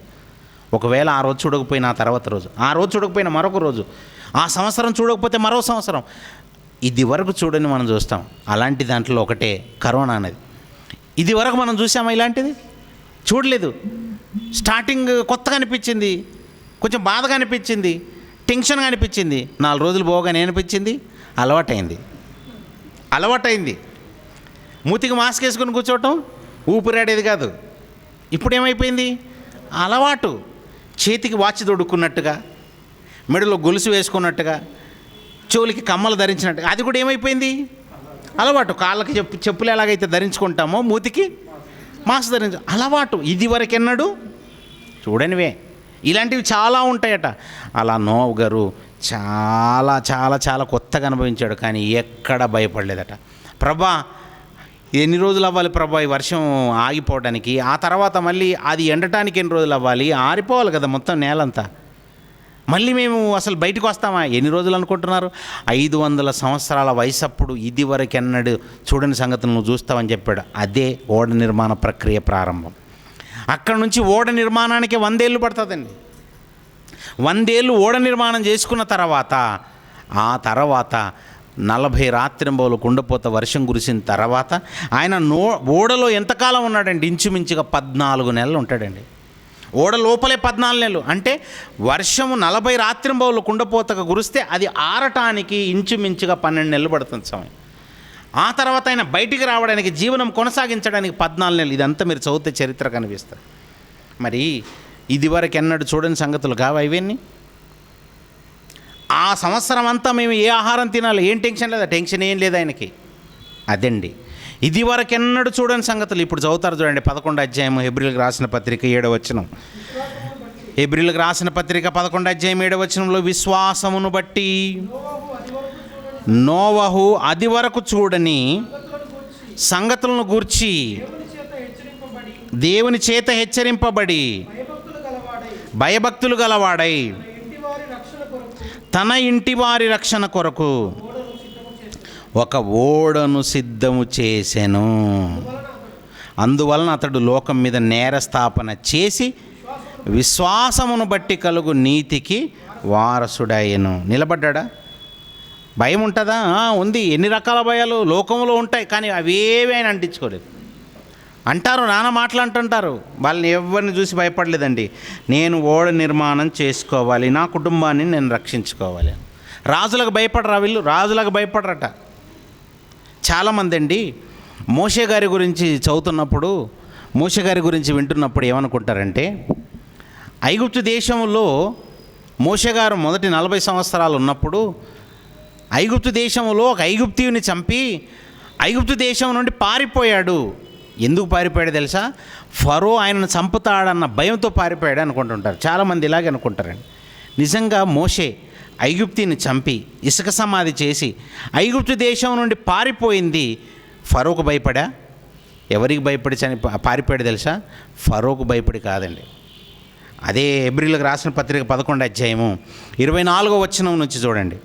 24వ వచనం నుండి, మోషే పెద్దవాడైనప్పుడు విశ్వాసమును బట్టి ఐగుప్తు ధనము కంటే క్రీస్తు విషయమైన నింద గొప్ప భాగ్యమని ఎంచుకొని అల్పకాలము పాపభోగము అనుభవించుట కంటే దేవుని ప్రజలతో శ్రమ అనుభవించుట మేలని యోచించి ఫరో కుమార్తె యొక్క కుమారుడని అనిపించుకొనుటకు ఒప్పుకొనలేదు.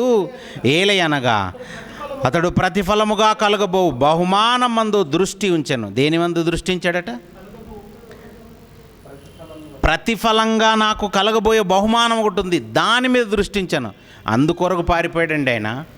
నేను ఐగుప్తు దేశంలో ఉంటే నాకు వచ్చే బహుమానం రాదేమో, దేవుడిచ్చే బహుమానం రాదేమో. ఏంటి దేవుడిచ్చే బహుమానం ఏంటంటే, ఈ భూమి మీద మనము ఆయన యందు భయభక్తులు కలిగి జీవిస్తే ఇచ్చేదేంటి? పరలోకం.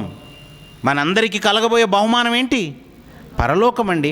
అంటే పరలోకం రాదేమో నాకన్న భయంతో వెళ్ళిపోయాడు. అంటే దాని అర్థం ఏంటంటే, దేవుని మీద భయం ఉంది తప్ప ఆయనకి రాజు మీద భయం లేదండి. అసలు రాజు అంటే భయమే లేదు. రాజు అంటే భయం లేదని లేదు కదా ఇక్కడ అంటారా? తర్వాత మాట చదవండి, 27వ వచనం చూడండి. ఇదిగో విశ్వాసమును బట్టి అతడు అదృశ్యుడైన వానిని చూచుచున్నట్టు. ఎవరిని చూస్తున్నట్టు? ఎవరిని చూస్తున్నట్టు? అదృశ్యుడైన వానిని చూచుచున్నట్టు. అదృశ్యుడు అంటే ఎవరు? అదృశ్యుడు అని అంటే ఎవరండి? అదృశ్యుడు అని ఎవరిని అంటారు? కనబడని వాళ్ళని అదృశ్యుడు. మనుషులు కనబడతారా మనకి? ఇప్పుడు మనం ఒకరినొకరు చూసుకుంటున్నాం. మనం ఎవరు?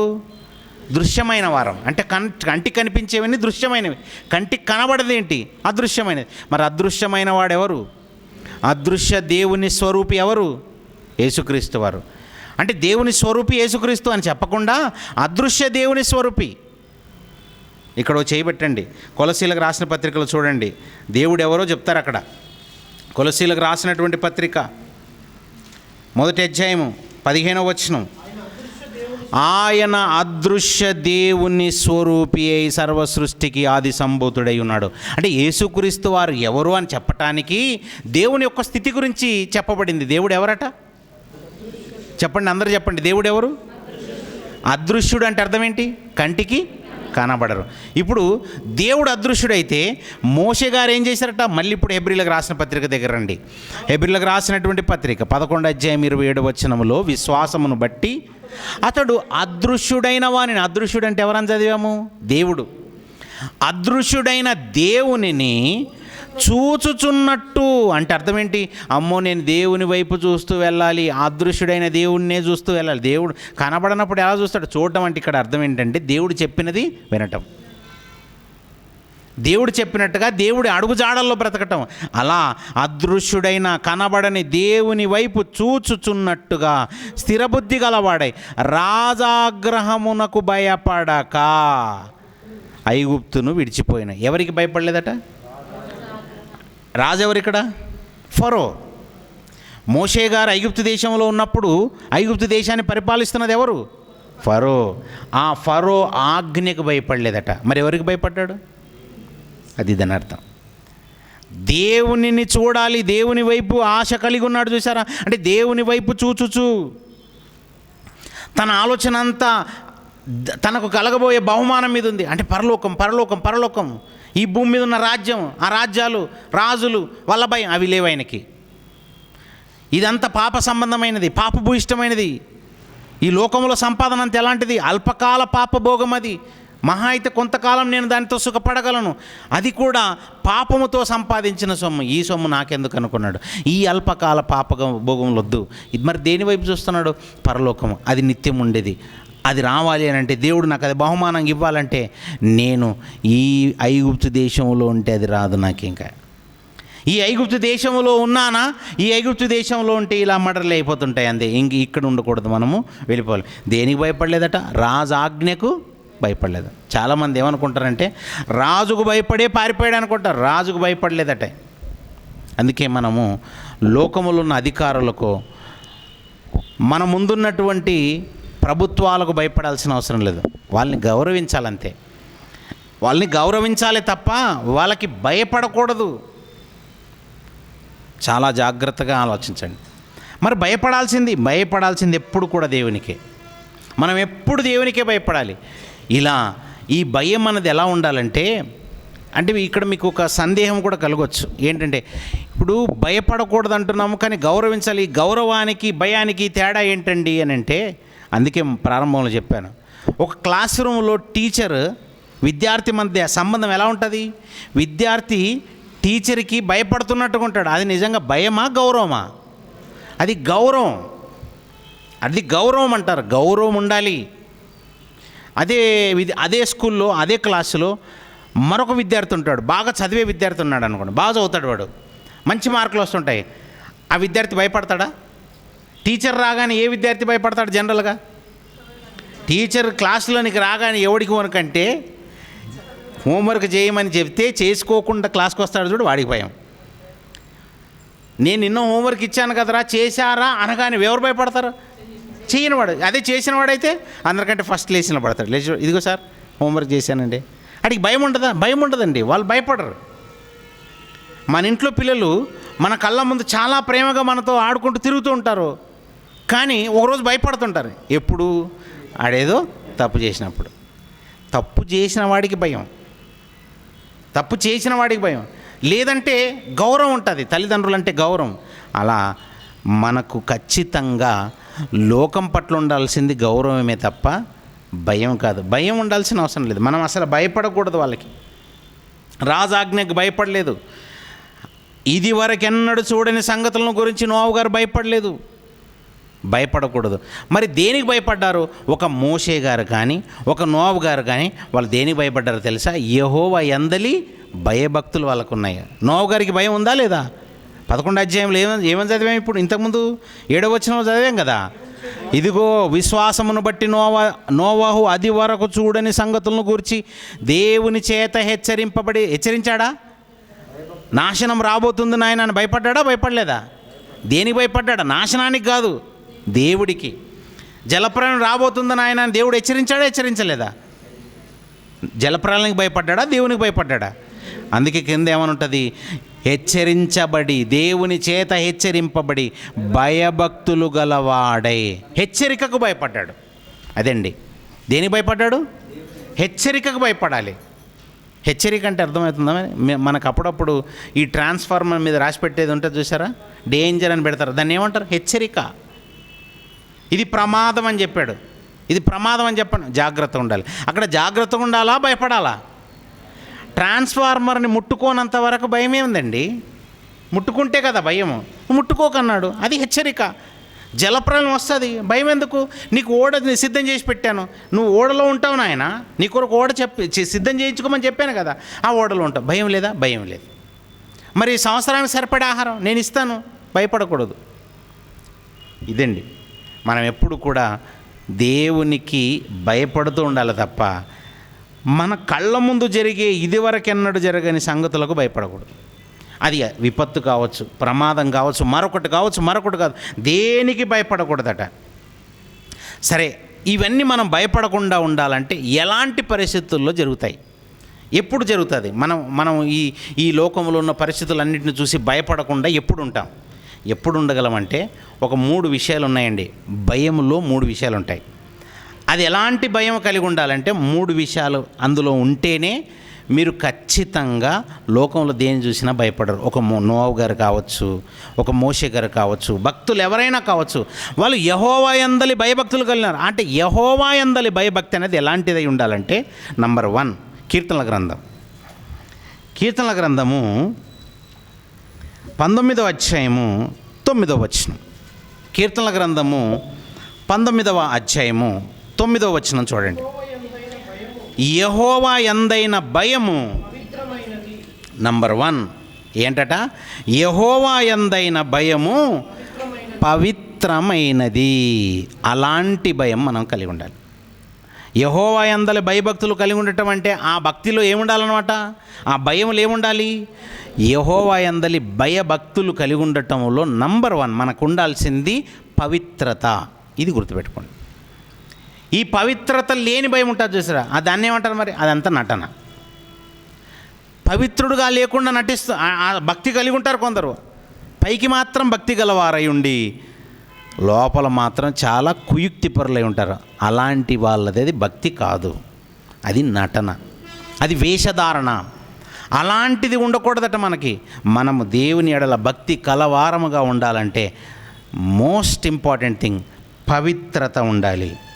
రెండో విషయాన్ని నోట్ చేసుకోండి. సమూయేలు మొదటి గ్రంథము 12వ అధ్యాయము 25వ వచనం. సమూయేలు మొదటి గ్రంథము 12వ అధ్యాయము 25వ వచనంలో, మీరు కీడు చేయువారైతే తప్పకుండా మీరును మీ రాజును నాశనమగుదురు. 24 చదువుతాం, దానిపైన వచనం. ఆయన మీ కొరకు ఎన్ని గొప్ప కార్యములను చేసెనో అది మీరు తలంచుకొని మీరు యెహోవాయందు భయభక్తులు కలిగి నిష్కపటులై పూర్ణ హృదయముతో ఆయనను సేవించుట అవశ్యకము అనేది ఖచ్చితంగా అవసరము అన్న చోట వాడే పదం. ఏది అవశ్యకమట? భయభక్తులు కలిగి. ఎవరి యందు భయభక్తులు కలిగి? యెహోవా యందు భయభక్తులు కలిగి నిష్కపటులైన పూర్ణ హృదయముతో ఆయనను సేవించుట అవశ్యకము. రెండో విషయం, మొదటిది ఏంటట? యెహోవా యందు భయభక్తులు ఎలాంటిదై ఉండాలి? మొదటిది పవిత్రమైన భక్తి ఉండాలి. యెహోవా యందు పవిత్రమైన భక్తి ఒకటైతే, రెండో విషయము ఎలాంటి భక్తి ఉండాలి తెలుసా? నిష్కపటమైన భక్తి. నిష్కపటమైన భయభక్తి. మొదటిది పవిత్రమైన భయభక్తి, రెండోది నిష్కపటమైన భయభక్తి. కపటం ఉండకూడదట. ఎవరిలో కనిపిస్తాయండి ఇలాంటివన్నీ? మీకు ఎవరైనా గుర్తొస్తున్నారా? ఈ విషయాలు చదువుతున్నప్పుడు ఇలాంటి లక్షణాలు ఎవరిలో ఉన్నాయి అని మీకు ఏమైనా గుర్తొస్తున్నాయా? ఇంకొక విషయం చదువుదాం. సామెతల గ్రంథం కూడా చదవండి. సామెతల గ్రంథము 8వ అధ్యాయము 13వ వచనం. సామెతల గ్రంథము 8వ అధ్యాయము 13వ వచనం.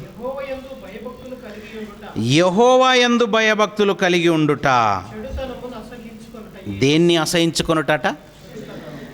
యెహోవా యందలి భయభక్తులు కలిగి ఉండటం అంటే ఉన్న చెడుతనాన్నంతా అలాగే కలిగి ఉండి ఇష్టానుసారంగా చెడు పనులు చేయటం కాదట.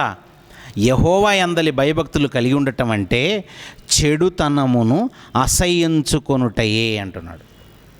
అంటే ఇప్పుడు యెహోవా యందలి భయభక్తుల్లో మూడో విషయం ఏంటి? నంబర్ 1 ఏముండాలి? పవిత్రమైన భయభక్తి ఉండాలి. దేవుని యందలి పవిత్రమైన భయభక్తి మొదటిదైతే, రెండోది నిష్కపటమైన పూర్ణ హృదయముతో భయభక్తి. అది కూడా అసలు నేను చేస్తుంది కరెక్టో కాదో, దేవుని నమ్ముకున్నాను కరెక్టో కాదో, అసలు దేవుని నమ్ముకోవటం వల్ల నాకు కష్టాలు ఎందుకు వస్తున్నాయి, అసలు నేను నమ్మింది కరెక్టేనా కాదా, నేను నమ్ముకున్న దేవుడు కరెక్ట్, ఇలా ఉండకూడదు. ఏ మూలన కూడా అపనమ్మకం ఉండకూడదు. నిష్కపటమైన హృదయం, పూర్ణ హృదయం, 100% ప్యూరిటీ, పవిత్రత. మన భయభక్తిలో, దేవుని యందు మనం కలిగి ఉన్న భయభక్తిలో పవిత్రత ఉండాలి, నిష్కపటము ఉండాలి, తర్వాత చెడుతనమును అసహించుకుని ఉండాలి. ఇప్పుడు చెప్పండి, చెడుతనాన్ని అసహించుకున్న భయభక్తి, నిష్కపటమైన భయభక్తి, పవిత్రమైన భయభక్తి, ఇవి ఎక్కడైనా మనకు కనబడుతున్నాయా? నిజంగా ఎవరైనా మన జ్ఞాపకం వస్తున్నారంటే, చెడుతనమును అసహించుకున్న వారికి జ్ఞాపకంగా మనకెవరు గుర్తొస్తారండి? ఒకసారి చూడండి, దేవుడు ఒక వ్యక్తి గురించి చెప్పేటప్పుడు పదే ఆయన గురించి ఒక మాట రాయిస్తుంటాడండి. యోబు గ్రంథం 1వ అధ్యాయం 1వ వచనం. యోబు గ్రంథం 1వ అధ్యాయం 1వ వచనంలో, ఊజు దేశమునందు యోబు అను ఒక మనుషుడుండెను. అతడు యథార్థవర్తనుడును న్యాయవంతుడునై దేవుని యందు భయభక్తులు కలిగి, చివరిలో ఏమని రాశారండి? చెడుతనమును విసర్జించిన వాడు అని. చూడండి 8వ వచనం కూడా చదవండి. 8వ వచనంలో యోబు గురించి వచ్చిన సందర్భాల్లో దేవుడు ఏమని చెప్తున్నాడు చూడండి. అందుకు యెహోవా, నీవు నా సేవకుడైన యోబు సంగతి ఆలోచించి పెట్టివా? అతడు యథార్థవర్తనుడును న్యాయవంతుడునై దేవుని యందు భయభక్తులు కలిగి చెడుతనమును విసర్జించిన వాడు. భూమి మీద అతని వంటి వాడు ఎవరు లేరు. చెడుతనమును విసర్జించిన వాడు. ముందు 1వ వచనంలో చెడుతనమును విసర్జించిన వాడు అని చెప్పాడు. మళ్ళీ 8వ వచనంలో ఏం చెప్పాడు? చెడుతనమును విసర్జించిన వాడు. 2వ అధ్యాయం 3వ వచనంలో ఏమని చెప్పాడు చూడండి. 2వ అధ్యాయం 3వ వచనం. అందుకు యెహోవా, నీవు నా సేవకుడైన యోబు సంగతి ఆలోచించితివా? అతడు యథార్థవర్తనుడును న్యాయవంతుడును దేవుని యందు భయభక్తులు కలిగి చెడుతనమును విసర్జించిన వాడు. మళ్ళీ ఎందుకండి పదే ఒకసారి చెప్తే సరిపోదంటారా ఏంటి?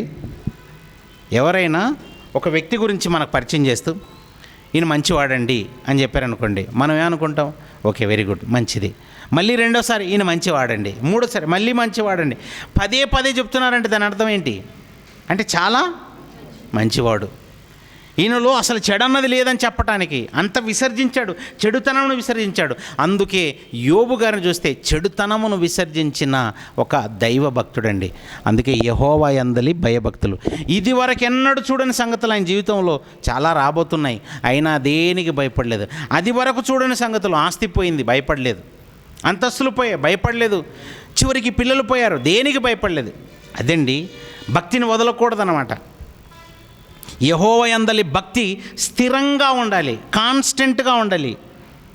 సంవత్సరము ప్రారంభంలో ఉన్నటువంటి భక్తి సంవత్సరం ముగింపులో ఉంటుందా, ఉండట్లేదా ఆలోచించండి. రోగం వచ్చినప్పుడున్న భక్తి రోగం పోయిన తర్వాత మనకు ఉంటుందా లేదా? ఆ భయం ఎలా ఉంటుంది? లోకంలో ఉన్న వాటిని చూసి చిన్న చిన్న బాధలకి, చిన్న చిన్న ఇబ్బందులకి, చిన్న చిన్న ఉపద్రవాలకి భయపడకూడదట. అలా వస్తాయనే ఉంది.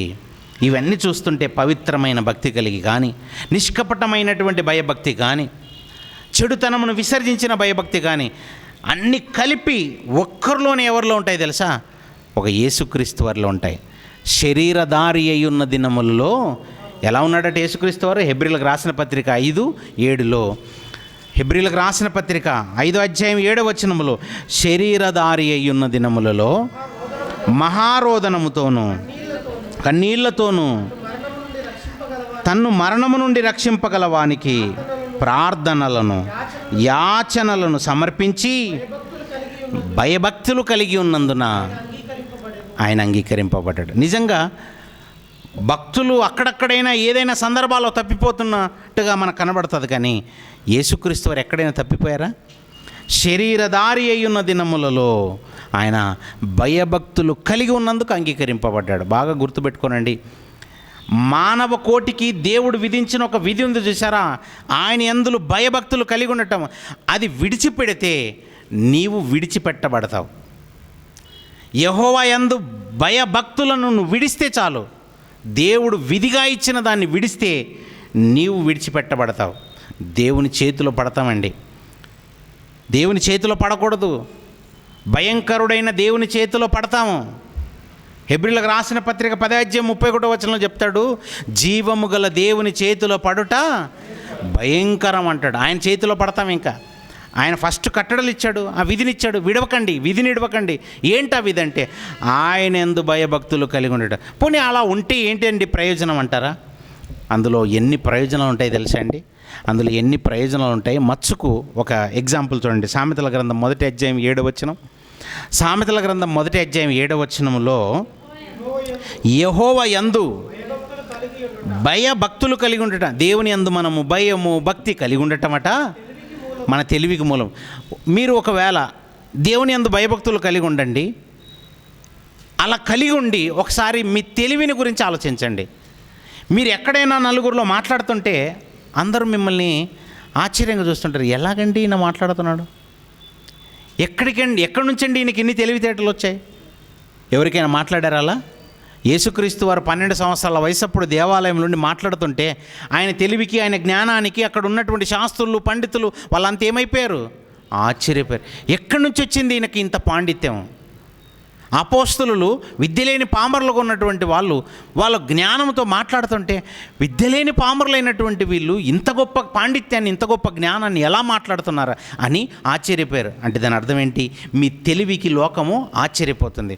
నువ్వు లోకంలో పెద్ద పెద్ద డిగ్రీలు చదివాను, నేను మాస్టర్ డిగ్రీ చేశాను, నాకు ఇన్ని పీజీలు ఉన్నాయని నువ్వు ఎన్ని చెప్పుకున్నా, అవునా భలే చెప్పొచ్చావులే, వీడికి పని పాటలేక చదివారు అనుకుంటుంటారు. వీడు మరీ ఓవర్ అనుకుంటుంటారు. ఎందుకంటే నువ్వు చాలా ఓవర్గా మాట్లాడుతుంటావు. లోకంలో ఉన్న జ్ఞానం నేర్చుకుంటే మనం ఎలా అయిపోతాం? ఓవర్ అయిపోతుంటామండి. మీరు చూడండి, లోక జ్ఞానం నేర్చుకున్న వాళ్ళు చాలా గర్వంగా ఉంటారండి. కానీ అదే దేవుని మాటలు నేర్చుకొని చూడండి, యెహోవా యందు భయభక్తులు కలిగి ఉండి అలా ఉండి చూడండి ఒకసారి, మీరు తెలివి గలవారవుతారు. మీ తెలివికి మూలం అదేనట. మీరు బాగా తెలివి గలవారు అవుతారు. 9:10 చదవండి. 9:10 కూడా అదే సామెతల గ్రంథంలో 9:10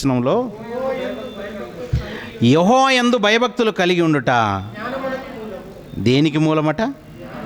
జ్ఞానము. మనకు జ్ఞానము ఉంది అనేది దానికి మూలం ఏంటట? మీరు భయభక్తులు కలిగి ఉన్నారని అర్థం. సరే, మీకు జ్ఞానం లేదనుకోండి. చాలామంది మాట చెప్తుంటారు, ఏంటి నేను ఎంత చదివినా నాకు అర్థం కావట్లేదండి, నేను ఇన్ని విన్నా నాకు జ్ఞాపకం ఉండట్లేదంటే, అంటే ఫస్ట్ రిపేర్ అవ్వాల్సింది ఏముందన్నమాట? నీలో రిపేర్ చేసుకోవాల్సింది ఒకటి ఉంది. అదేంటంటే నీలో ఫస్ట్ లేనిదంటే యెహోవా యందు భయభక్తి లేదు. నువ్వు భయభక్తిని ఆల్రెడీ అంటే నువ్వు ఒకవేళ సంపాదించుకొని ఉన్నావా, ఆటోమేటిక్గా నీకు జ్ఞానం వచ్చేస్తుంది. ఏంటి ఇవన్నీ వయసు వరుస ఒకదానికొకటి ముడిపడి ఉంటాయండి. మీకు జ్ఞానం రావాలంటే ఇంక వెళ్ళిపోండి, యెహోవా యందు భయభక్తులు కలిగి ఉండండి, ఇంకా చాలు జ్ఞానం వచ్చేస్తారు. మీరు తెలివిమంతులుగా ఉండాలంటే యెహోవా యందు భయభక్తులు కలిగి ఉండండి, మీరు తెలివిమంతులు అయిపోతుంటారు. మీ తెలివిని చూసి, మీ జ్ఞానాన్ని చూసి, మీ నీతిని చూసి, మీ భయాన్ని చూసి లోకమే భయపడిపోతుందండి. బాప్తిసం ఇచ్చి యోహాను మాట్లాడుతుంటే ఆయన నీతిని చూసి లోకం భయపడింది. ఆయన దేవుని యందు భయభక్తులను చూసి ఇంత భక్తి ఏంటండి, భయపడిపోయిందండి లోకము. యేసుక్రీస్తు వారిని చూసి పిలాతే భయపడిపోయాడు. మోషే గారిని చూసి రాజే భయపడ్డాడండి. ఫరో రాజు భయపడ్డాడు. ఐగుప్తు దేశంలో నుండి ఇశ్రాయేల్ అందరినీ తీసుకుని వెళ్ళిపోయేటట్టున్నాడు. ఈయనకున్న సాత్వికం ఏంటి, భయపడిపోతారు. మనల్ని చూసి లోకం భయపడేటట్టుగా ఉండాలి. ఏంటి ఎన్ని చెప్పినా ఇంత చెప్పినా ఏముంది బ్రదర్, ఎంత చెప్పినా ఏదో కొద్దిసేపు అలా గేదెల మీద నీళ్ళు పోసినట్టుగా, వాక్యం అనేది గేదెల మీద నీళ్ళు పోసినట్టుగానే ఉంటుంది. చాలామంది ఇలాగే ఉంటుందండి. ఆ గేదె మీద నీళ్ళు పోయగానే గేదె ఏం చేస్తుంది, పక్కెళ్ళి దులుపుకుంటుందండి. ఆయన లోపలికి వెళ్ళదు వాటర్. చెప్పులు వర్షాకాలం రాగానే ఎలాంటి చెప్పులు కొంటారండి, వాటర్ ప్రూఫ్ చెప్పాలంటే అర్థం ఏంటి అంటే నీళ్ళల్లోకి మనం వెళ్ళినా అవి పాడవండి, అంటే నీళ్లు చేరవు, ఆ చెప్పుల్లోనికి వాటర్ వెళ్ళదు, అందుకే వాటిని వాటర్ ప్రూఫ్ అంటారు. అంటే నీళ్లు లోపలికి చేరకుండా దాన్ని అలా ప్రూఫ్ చేశారు. మనుషులు కూడా ఏమైపోయారు, వాక్యం ప్రూఫ్ అయిపోయారు అన్నమాట. వాక్యం ప్రూఫ్ అంటే అర్థం ఏంటి, ఇప్పుడు గంట సేపు వాక్యం చెప్పాము కానీ లోపలికి మాత్రం ఎక్కదు. ఏదో విన్నామంటే విన్నాం. ఏంటి మనుషుల దగ్గర అయితే నటిస్తాం, దేవుడి దగ్గర నటించకండి. దేవుడి దగ్గర వినయ విధేయత భయభక్తులు కలిగి ఉండకపోతే మనము ఎంత తెలివైన వాళ్ళమో కనిపిస్తుందండి. మన తెలివిలేనితనం కనిపిస్తుంటుందండి. వీడు తెలివి తక్కువ వాడని మనకు అర్థమైపోతుంటుందండి, మనిషికి అర్థమైపోతుంటుంది. కానీ దేవుని అందులో భయభక్తులను కలిగి ఉండండి, మీరు ఎంత తెలివైన వాళ్ళో తెలిసిపోతుంటుంది. ఏడి లోకం గుర్తించినా గుర్తించకపోయినా దేవుడు గుర్తించేటువంటి జ్ఞానులుగా తెలివిగల వారుగా మనం అవుతాం. ఇంకా అన్నిటికంటే ముఖ్యంగా భయభక్తులు కలిగి ఉంటే ఆయుష్ కూడా పెరుగుతుంది. తెలుసా మీకు, యెహోవా యందు భయభక్తులు కలిగి ఉన్న వారికి ఆయుష్ పెరుగుతుందండి. అందుకే భక్తుల చరిత్ర మీరు చూడండి, ఎక్కువ మంది భక్తుల్లో దేవుడు ఆయుష్కాలము వాళ్ళకి ఇచ్చిన నిండు వృద్ధాప్యంలో చనిపోతున్నట్టుగా అనిపిస్తుంటుందండి. అక్కడక్కడ మరి కొన్ని సందర్భాల్లో భక్తులు చనిపోయారు కదండి, వాళ్ళని మధ్యలో చంపేశారు. ఎక్కువ సందర్భాల్లో మధ్యలో చంపేసినటువంటి సందర్భాలు ఉంటాయి. యేసుక్రీస్తు వారు అనుకోండి, యేసుక్రీస్తు వారిని చంపేశారండి. స్టెఫెన్ ఉన్నాడు అనుకోండి, ఆయన చంపేశారండి. అలా హతసాక్షులుగా ఆయన వాళ్ళు కాకుండా జీవితంలో భక్తుల చరిత్రలు చదవండి, నిండు వృద్ధాప్యంలో చనిపోతుంటారు. అంటే ఆయుష్ ఉంటుందండి. ఆ మాట కూడా ఉంది బైబిల్లో. సామెతల గ్రంథం చూడండి, చివరికి సామెతల గ్రంథం 10:27 ముగించేస్తాను. సామెతల గ్రంథము 10:27 యెహోవా యందు భయభక్తులు కలిగి ఉండుట, ఇదిగో దీర్ఘాయన ఒక కారణం. మీరు దీర్ఘాయుష్ కలిగి బ్రతుకుతున్నారంటే దానికి కారణం ఎవరన్నమాట, మీ భయభక్తి, దేవుని యందు మీకున్నటువంటి భయభక్తి. ఇవి కలిగి ఉంటారా, అయితే విడిచిపెడతాడు దేవుడు. దేవుని విధిని, మానవ కోటికి దేవుడిచ్చినటువంటి విధిని మీరు మర్చిపోకుండా మీ మనసులో దాచుకొని ఒకవేళ ఉంటారా, అయితే మిమ్మల్ని దేవుడు విడవడు. ఆయన హక్కును చేర్చుకుంటాడు. ఆయన విధులను విడిచారా, ఆయన విధులను విడిచినటువంటి వాళ్ళని విడిచిపెట్టగా కటిక చీకటి గల బిలములోనికి ఒకరోజు దేవదూతల్ని తోసేసినటువంటి ఆయన మనల్ని అయితే ఏకంగా భయంకరమైన నరకంలోనికే తోసేస్తాడు. కనుక ప్రియులరా, మానవ కోటికి దేవుడిచ్చినటువంటి విధి ఆయన యందు భయభక్తులు కలిగి ఉండటం.